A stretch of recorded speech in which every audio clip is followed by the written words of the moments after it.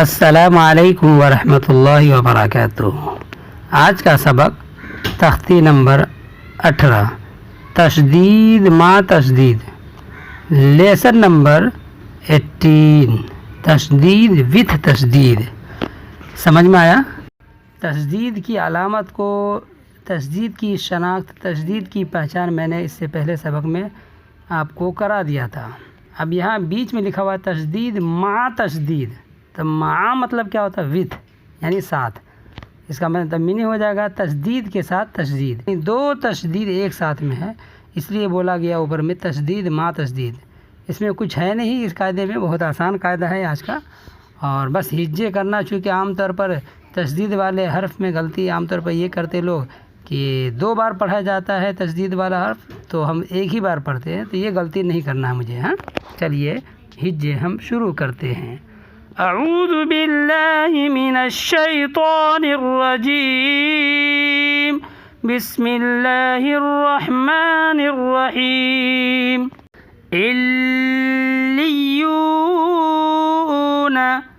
عین لام زیر لام یا زیر لی، علی یا واو پیش یو، علیو نون زبون، علیون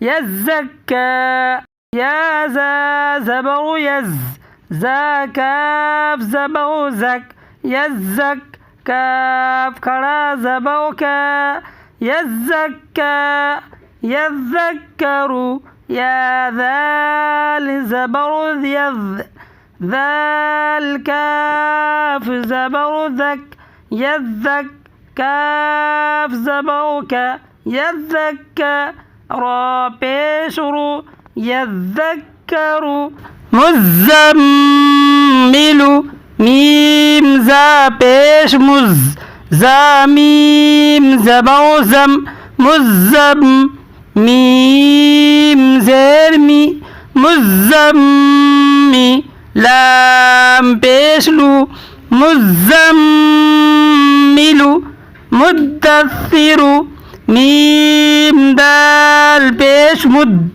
دال فا زبر دث، مدث فا زیر فی، مدثی را پیش رو، مدثرو، علیین عین لام زیر لام یا زیر لی، علی یا زیر یی، علی نون زبون، علیین۔